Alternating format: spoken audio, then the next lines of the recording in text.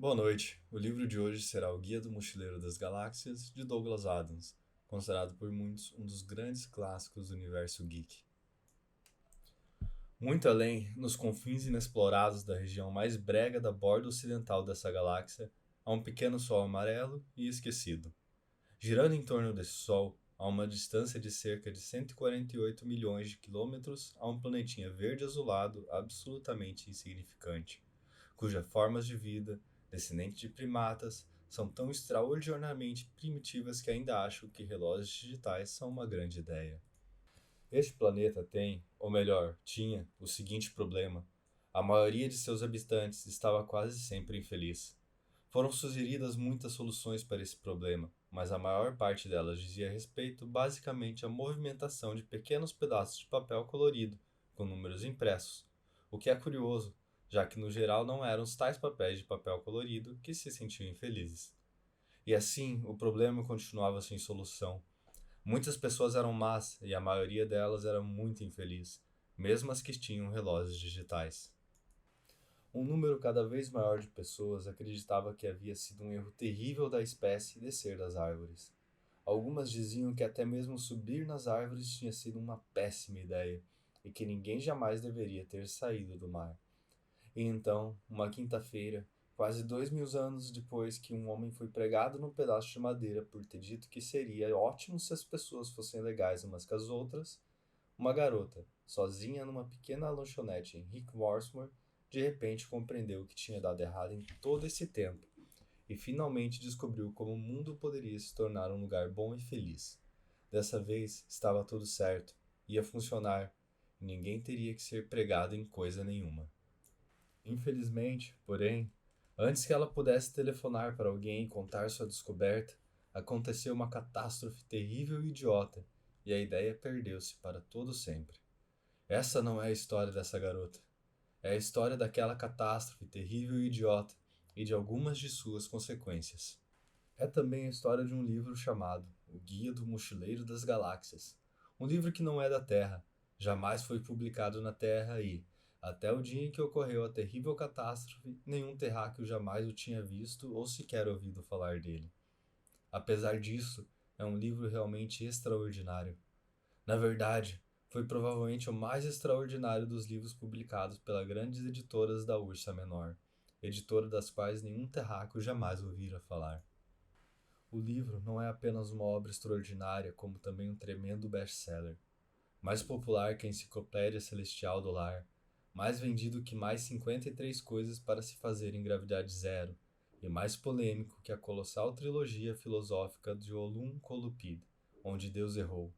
Mais alguns grandes erros de Deus, e quem é esse tal de Deus afinal?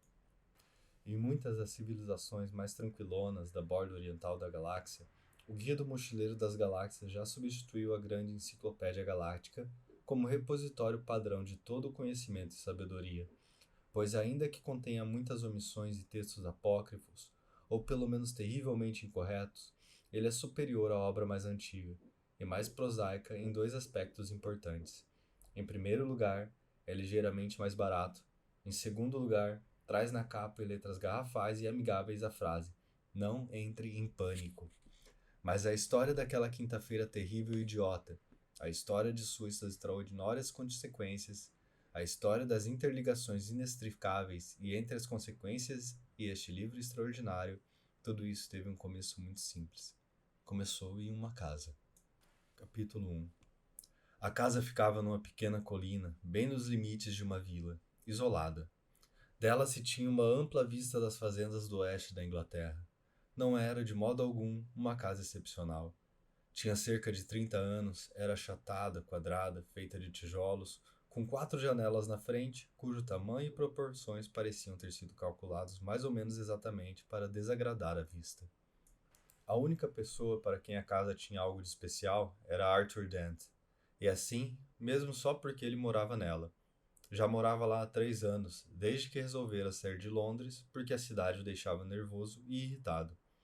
Também tinha cerca de 30 anos, era alto, moreno e quase nunca estava em paz consigo mesmo. O que mais o preocupava era o fato de que as pessoas viviam lhe perguntando por que ele parecia estar tão preocupado. Trabalhava na estação de rádio local, e sempre dizia aos amigos que era um trabalho bem mais interessante do que eles imaginavam. E era mesmo. A maioria de seus amigos trabalhava em publicidade. Na noite de quarta-feira tinha caído uma chuva forte e a estrada estava enlameada e molhada. Mas na manhã de quinta, um sol intenso e quente brilhou sobre a casa de Arthur Dent, pela qual seria a última vez. Arthur ainda não havia conseguido enfiar na cabeça que o Conselho Municipal queria derrubá-la e construir um desvio no lugar dela. Às 8 horas da manhã de quinta-feira, Arthur não estava se sentindo muito bem. Acordou com os olhos turvos, levantou-se, andou pelo quarto sem enxergar direito, abriu uma janela, viu um trator, encontrou os chinelos e foi até o banheiro. Passa nas escovas de dente, assim, escovar. Espelho móvel, virado para o teto. Arthur ajustou. Por um momento, o espelho refletiu um segundo trator pela janela do banheiro. Arthur reajustou, e o espelho passou a refletir o rosto barbado de Arthur Dent. Ele fez a barba, lavou o rosto, enxugou e foi até a cozinha em busca de alguma coisa agradável para pôr na boca. Chaleira, tomada, geladeira, leite, café, bocejo. A palavra trator vagou por sua mente, procurando algo com o que se associar. O trator que estava do outro lado da janela da cozinha era dos grandes. Arthur olhou para ele. Amarelo, pensou. E voltou ao quarto para se vestir. Ao passar pelo banheiro, parou para tomar um copo d'água, e depois outro. Começou a desconfiar que estava de ressaca. Por que a ressaca? Teria bebido na véspera? Imaginava que sim. Olhou de relance para o espelho móvel, amarelo, pensou, e foi para o quarto. Ficou parado, pensando. O bar, pensou, meu Deus, o bar. Tinha uma vaga lembrança de ter ficado irritado com algo que parecia importante. Falara com as pessoas a respeito, e na verdade eu começava a achar que tinha falado demais. A imagem mais nítida em sua memória era dos rostos entediados das pessoas ao seu redor. Tinha algo a ver com o desvio a ser construído, e ele acabara de descobrir isso. A obra estava planejada há meses, só que ninguém sabia de nada. Ridículo! Arthur tomou um gole d'água. A coisa ia se resolver, ninguém queria aquele desvio. O conselho estava completamente sem razão, a coisa ia se resolver, pensou ele. Mas que ressaca terrível!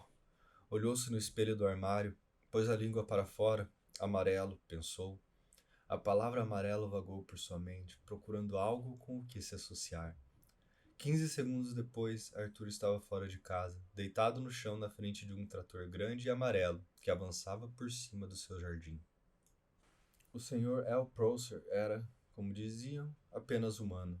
Em outras palavras, era uma forma de vida da bípede baseada em carbono e descendente de primatas. Para ser mais específico, ele tinha 40 anos, era gordo e desleixado e trabalhava no conselho municipal. Curiosamente, embora ele desconhecesse esse fato, era também descendente direto, pela linhagem masculina, de Gengis Khan. Embora a sucessão de gerações e a mestiçagem houvessem misturado de tal modo sua carga genética que ele não possuía nenhuma característica mongol, e os únicos vestígios daquele majestoso ancestral que restavam no Sr. L. Prosser eram uma barriga pronunciada e uma predileção por chapeuzinhos de pele. Ele não era em absoluto um grande guerreiro. Na verdade, era um homem nervoso e preocupado. Naquele dia estava particularmente nervoso e preocupado porque tivera um problema sério com seu trabalho, que consistia em retirar a casa de Arthur Dent do caminho antes do final da tarde. Desista, Sr. Dent. O senhor sabe que é uma causa perdida. O senhor não vai conseguir ficar deitado na frente do trator o resto da vida. Tentou assumir um olhar feroz, mas seus olhos não eram capazes disso. Deitado na lama, Arthur respondeu: Está bem, vamos ver quem é mais chato. Infelizmente, o senhor vai ter que aceitar, disse o Sr. Prosser, rodando seu chapéu de pele no alto da cabeça. Esse desvio tem que ser construído e vai ser construído. Primeira vez ouço falar nisso. Por que é que tem que ser construído? O Sr. Prosser sacudiu o dedo para Arthur por algum tempo, depois parou e retirou o dedo. Como assim? Por que deve ser construído? Ora, exclamou ele. É um desvio. É necessário construir desvios. Os desvios são vias que permitem que as pessoas se desloquem bem depressa do ponto A ao ponto B, ao mesmo tempo que outras pessoas se deslocam bem depressa do ponto B ao ponto A. As pessoas que moram no ponto C, que fica entre os dois outros, muitas vezes ficam imaginando o que tem de tão interessante no ponto A para que tanta gente do ponto B queira muito ir para lá. E o que tem de tão interessante no ponto B, para que tanta gente do ponto A queira muito ir para lá? Ficam pensando como seria bom se as pessoas resolvessem de uma vez por todas onde é que elas querem ficar. O Sr. Prosser queria ficar no ponto D. Esse ponto não ficava em nenhum lugar específico, era apenas um ponto qualquer, bem longe dos pontos A, B e C. O Sr. Prosser teria uma bela casinha no campo, no ponto D, com machados pregados em cima da porta, e se divertiria muito no ponto E, o bar mais próximo do ponto D. Sua mulher, naturalmente, queria uma roseira trepadeira, mas ele queria machados. Ele não sabia por quê. Só sabia que gostava de machados. O Sr. Prosser sentiu seu rosto ficar vermelho antes do sorriso irônico dos operadores do trator. Apoiou o peso do corpo numa das pernas, depois na outra, mas sentiu-se igualmente desconfortável com as duas. Era óbvio que alguém que havia sido terrivelmente incompetente, e ele pedia a Deus que não fosse ele. O senhor teve um longo prazo a seu dispor para fazer quaisquer sugestões ou reclamações, como o senhor sabe, disse o Sr. Prosser. Um longo prazo? Exclamou Arthur. Longo prazo? Eu só soube dessa história quando chegou um operário na minha casa ontem. Perguntei a ele se tinha vindo para lavar as janelas e ele respondeu que não, vinha para demolir a casa. É claro que não me disse isso, logo. Claro que não. Primeiro lavou uma, duas janelas e me cobrou 5 pratas. Depois é que me contou. Mas, Sr. Dent, o projeto estava à sua disposição na Secretaria de Obras há 9 meses. Pois é, assim que eu soube, fui lá me informar. Ontem à tarde. Vocês não se esforçaram muito para divulgar o projeto, não é verdade? Quer dizer, não chegaram a comunicar às pessoas nem nada. Mas o projeto estava em exposição. Em exposição? Tive que descer ao porão para encontrar o projeto. É no porão que os projetos ficam em exposição. Com uma lanterna. Ah, provavelmente estava faltando luz. Faltavam as escadas também. Mas, afinal, o senhor encontrou o projeto, não foi? Encontrei sim, disse Arthur.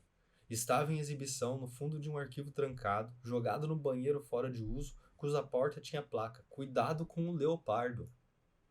Uma nuvem passou no céu. Projetou uma sombra sobre Arthur Dent, deitado na lama fria, apoiado no cotovelo. Projetou uma sombra sobre a casa de Arthur Dent. O Sr. Prosser olhou-a de cara feia. Não chega a ser uma casa particularmente bonita. Perdão, mas por acaso gosto dela. O senhor vai gostar do desvio. Ah, cala a boca e vai embora. Você e a porcaria do desvio. Você sabe muito bem que está completamente sem razão. A boca do Sr. Prosser abriu-se e fechou-se umas 2 vezes, enquanto por uns momentos seu cérebro foi invadido por visões inexplicáveis, porém terrivelmente atraentes. Via a casa de Arthur Dent sendo consumida pelas chamas, enquanto o próprio Arthur corria aos gritos do incêndio, com pelo menos 3 lanças bem compridas enfiadas em suas costas. Visões como essa frequentemente perturbavam o Sr. Prosser e o deixavam nervoso. Gaguejou por uns instantes e depois recuperou a calma. Sr. Dent. Sim, que é? Gostaria de ressaltar alguns fatos para o senhor. O senhor sabe que danos esse trator sofreria se eu deixasse ele passar por cima do senhor? Quê? Absolutamente zero, disse o Prosser, afastando-se rapidamente nervoso, sem entender por que seu cérebro estava cheio de cavaleiros cabeludos que gritavam com ele. Por uma curiosa coincidência, absolutamente zero era o quanto o descendente dos primatas Arthur Dent suspeitava que um de seus amigos mais íntimos não descendia dos primatas, sendo, na verdade, de um pequeno planeta perto de Betelgeuse e não de Guildford, como costumava dizer. Tal suspeita jamais passara pela cabeça de Arthur Dent. Esse seu amigo havia chegado ao planeta Terra há uns 15 anos terráqueos e se esforçara ao máximo no sentido de se integrar na sociedade terráquea. Com certo sucesso, deve-se reconhecer. Assim, por exemplo, ele passara esses 15 anos fingindo ser um ator desempregado, o que era perfeitamente plausível. Porém, cometera um erro gritante. Por ter sido um pouco displicente em suas pesquisas preparatórias, as informações que ele dispunha o levaram a escolher o nome Ford Prefect, achando que era um nome bem comum, que passaria despercebido. Não era alto a ponto de chamar atenção, e suas feições eram atraentes, mas não a ponto de chamar atenção. Seus cabelos eram avermelhados e crespos, e ele os penteava para trás. Sua pele parecia ter sido puxada a partir do nariz. Havia algo de ligeiramente estranho nele, mas era algo muito sutil, difícil de identificar. Talvez os olhos dele piscassem menos que o normal, de modo que ficasse conversando com ele algum tempo, acabava com os olhos cheios de água de aflição. Talvez o sorriso dele fosse um pouco largo demais e desse a sensação desagradável de que estava prestes a morder o pescoço do seu interlocutor. Para a maioria dos amigos que fizera na Terra, era um sujeito excêntrico, porém inofensivo. Um beberrão com alguns hábitos meio estranhos. Por exemplo, ele costumava entrar de penetra em festas de universidade, tomar um porre colossal e depois começava a gozar de qualquer astrofísico que encontrasse, até que o expulsassem da festa. Às vezes ele ficava desligado, olhando distraído para o céu, como se estivesse hipnotizado, até que alguém lhe perguntava o que ele estava fazendo. Então, por um instante, Ford ficava assustado, com um ar culpado, mas logo relaxava e sorria. Ah, só estou procurando discos voadores, brincava. E todo mundo ria e lhe perguntava que tipo de discos voadores ele estava procurando. Dos verdes, ele respondia com um sorriso irônico. Depois ria às gargalhadas por alguns instantes e daí corria até o bar mais próximo e pegava uma enorme rodada de bebidas. Essas noites normalmente terminavam mal. Ford tomava uísque até ficar totalmente bêbado. Se encolhia num canto de uma garota qualquer e dizia a ela com voz pastosa que na verdade a cor dos discos voadores não tinha muita importância. Depois, cambaleando meio torto pelas ruas, de madrugada, com frequência perguntava aos policiais que passavam como se ia para Betelgeuse. Os policiais normalmente diziam algo assim: "O senhor não acha que é hora de ir para casa?" "É o que eu estou tentando fazer, meu chapa. Estou tentando." Era o que Ford sempre respondia nessas ocasiões. Na verdade, o que ele realmente procurava quando ficava olhando para o céu era qualquer tipo de disco voador. Ele falava em discos voadores verdes porque o verde era a cor tradicional do uniforme dos astronautas marcantes de Betelgeuse. Ford Prefect já havia perdido a esperança de que aparecesse um disco voador, porque 15 anos é muito tempo para ficar preso em qualquer lugar, principalmente num lugar tão absurdamente chato quanto a Terra.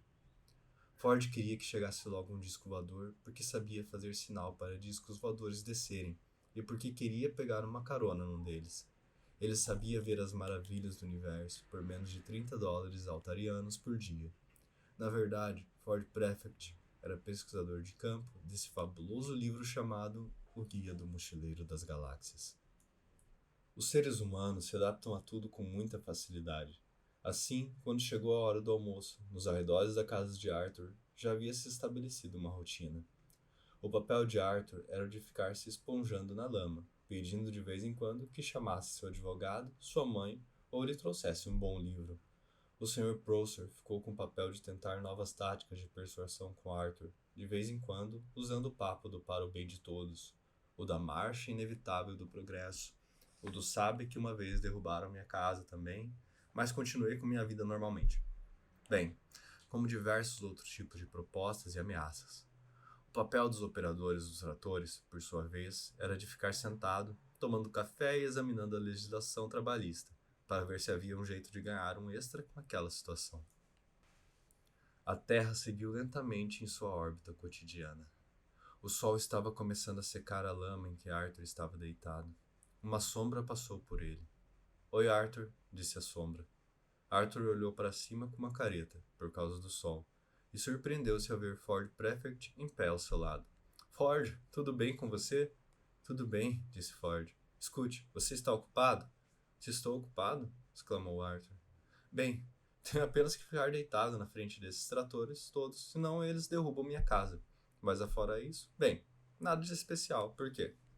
Em Betelgeuse não existe sarcasmo. Por isso Ford muitas vezes não o percebia, a menos que estivesse prestando muita atenção. "Ótimo", disse ele. "Onde a gente pode conversar?" "O quê?" exclamou Arthur Dent. Por alguns segundos, Ford pareceu ignorá-lo e ficou olhando fixamente para o céu, como um coelho que está querendo ser atropelado por um carro. Então, de repente, acocorou-se ao lado de Arthur. "Precisamos conversar", disse num tom de urgência. "Tudo bem", disse Arthur. "Pode falar." "E beber. Temos que conversar e beber. É uma questão de vida ou morte. Agora, vamos ao bar lá na vila." olhou para o céu de novo, nervoso, como se esperasse algo. Escute, será que você não entende? Gritou Arthur apontando para Prócer. Esse homem quer demolir a minha casa. Ford olhou para o homem confuso. Ele pode fazer isso sem você, não é? Mas eu não quero que ele faça isso. Ah. Escute, o que é que você tem, Ford? Nada, nada demais. Escute, eu tenho que lhe dizer a coisa mais importante que você já ouviu. Tenho que lhe dizer isso agora e tem que ser lá no bar Horse and Groom. Mas por quê? Porque você vai precisar beber algo bem forte. Ford olhou para Arthur e este constatou atônito que estava começando a se deixar convencer. Não percebeu, é claro, que foi por causa de um velho jogo de botequim que Ford aprendera nos pontos hiperparciais que serviam as regiões de mineração da madranita no sistema estelar de Beta de Orion. O jogo era vagamente parecido com a queda de braço dos terráqueos e funcionava assim. Os dois adversários sentavam-se numa mesa, um de cara para o outro, cada um com um copo à sua frente. Entre os dois colocava-se uma garrafa de aguardente Junks, imortalizada naquela velha canção dos mineiros de Orion. Ah, não me dê mais dessa aguardente Junks. Não, não me dê mais um gole de aguardente Junks. Senão minha cabeça vai partir, minha língua vai mentir, meus olhos vão ferver e sou capaz de morrer. Vai, me dá um golinho de aguardente Junks. Então, cada lutador tentava concentrar sua força de vontade sobre a garrafa para incliná-la e verter a aguardente no copo do adversário, que então era obrigado a bebê-la. Depois, enchia-se a garrafa de novo, começava uma nova rodada e assim por diante. Quem começava perdendo normalmente acabava perdendo, porque um dos efeitos da aguardente Junks é deprimir o poder telepsíquico. Assim que se consumia uma quantidade previamente estabelecida, o perdedor era obrigado a pagar uma prenda, que constava ser obscenamente biológica. Ford Prefect normalmente jogava para perder. Ford olhou para Arthur, que estava começando a pensar que talvez quisesse mesmo ir até o Horse and Groom. Mas e a minha casa? Perguntou em tom de queixa. Ford olhou para o Sr. Prócer e de repente lhe ocorreu uma ideia maliciosa. Ele quer demolir a sua casa? Ele quer construir... E não pode porque você está deitado na frente do trator dele? E aposto que podemos chegar a um acordo, disse Ford. Com licença, gritou ele para o Sr. Prócer. O Sr. Prócer, que estava discutindo com o porta-voz dos operadores rotatórios se a presença de Arthur constituía ou não um fator de insalubridade mental no local de trabalho, e quanto eles deveriam receber neste caso. Olhou em volta, ficou surpreso e ligeiramente alarmado quando viu que Arthur estava acompanhado. Sim, que foi? Perguntou. O Sr. Dent já voltou ao normal? Será que podemos supor, para fins de discussão, perguntou Ford, que ainda não? E daí? Suspirou o Sr. Prócer. E podemos também supor que ele vai ficar aí o dia inteiro? E então todos os seus ajudantes vão ficar parados aí sem fazer nada o dia todo? Talvez. Bem, o senhor já se resignou a não fazer nada. O senhor, na verdade, não precisa que ele fique deitado aqui o tempo todo, não é? O quê? O senhor, na verdade, repetiu Ford pacientemente, não precisa que ele fique aqui. O Sr. Prócer pensou um pouco. Bem, não exatamente precisar, não preciso, não, disse o Sr. Prócer, preocupado por achar que ele ou Ford estavam dizendo um absurdo. Então o senhor podia perfeitamente fazer de conta que ele ainda está aqui, enquanto eu e ele damos um pulinho no bar, só por meia hora. O que o senhor acha? O Sr. Prócer achava aquilo perfeitamente insano. Acho perfeitamente razoável, disse com um tom de voz tranquilizador, sem saber quem ele estava tentando tranquilizar. E se depois o senhor quiser dar uma escapulida para tomar um chopp, disse Ford, a gente retribui o favor. Muito obrigado, disse o Sr. Prócer, que não sabia mais como conduzir a situação. Muito obrigado, é muita bondade sua. Franziu o senho, depois sorriu, depois tentou fazer as duas coisas ao mesmo tempo, não conseguiu, agarrou seu chapéu de pele e rodou-o no alto da cabeça nervosamente. Só podia achar que havia ganhado a parada. Então, prosseguiu Ford Prefect, se o senhor tiver a bondade de vir até aqui se deitar... O quê? Exclamou o Sr. Prócer. Ah, desculpa, disse Ford. Acho que não soube me exprimir muito bem. Alguém tem que ficar deitado na frente dos tratores, não é? Se eles vão demolir a casa do Sr. Dent, não vão? O quê? Repetiu o Sr. Prócer. É muito simples, disse Ford. Meu cliente, o Sr. Dent, declara que está disposto a não mais ficar deitado aqui na lama com uma única condição, que o senhor o substitua em seu posto. Que história é essa? Disse Arthur, mas Ford cutucou-o com o pé para que se calasse. O senhor quer, disse Prosser tentando captar essa nova ideia, que eu me deite aí, na lama, como disse, na lama. Assim que o Sr. Prosser se deu conta de que na verdade era ele o perdedor, foi como se lhe retirassem um fardo dos ombros. Essa situação era mais familiar para ele. Suspirou. Em troca disso, o senhor vai com o Sr. Dent até o bar. Isso, disse Ford. Isso mesmo. O Sr. Prosser deu uns passos nervosos à frente e parou. Promete? Disse ele. Prometo, disse Ford. Virou-se para Arthur. Vamos, levante-se, deixe o homem se deitar. Arthur pôs-se de pé, achando que tudo aquilo era um sonho. Ford fez sinal para o Sr. Prosser, que se sentou na lama, triste e desajeitado.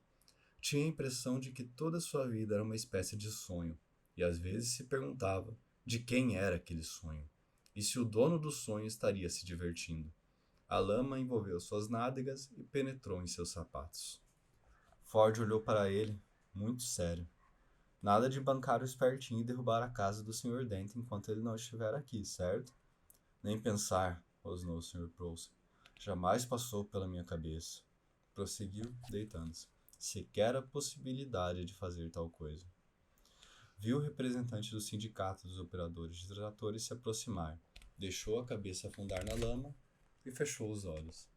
Estava tentando encontrar argumentos para provar que ele próprio não passara a representar um fator de insalubridade mental. Estava longe de estar convencido disso. Sua cabeça estava cheia de barulhos, cavalos, fumaça e cheiro de sangue. Isso sempre acontecia quando ele se sentia infeliz ou enganado, e jamais entendera por quê. Numa dimensão superior, da qual nada sabemos, o poderoso cano urrava de ódio, mas o Sr. Prosser limitava-se a tremer um pouco e a resmungar. Começou a sentir que lhe brotavam lágrimas por trás das pálpebras. Quipocós burocráticos, homens zangados deitados na lama, estranhos e indecifráveis, impondo-lhe humilhações inexplicáveis e um exército não identificado de cavaleiros rindo dele em sua mente. Que dia! Que dia! Ford Prefect sabia que não tinha a menor importância se a casa de Arthur fosse ou não derrubada agora. Arthur continuava muito preocupado. Mas será que a gente pode confiar nele? Perguntou. Eu, por mim, confiaria nele até o fim do mundo. Ah, disse Arthur. E quanto falta para isso?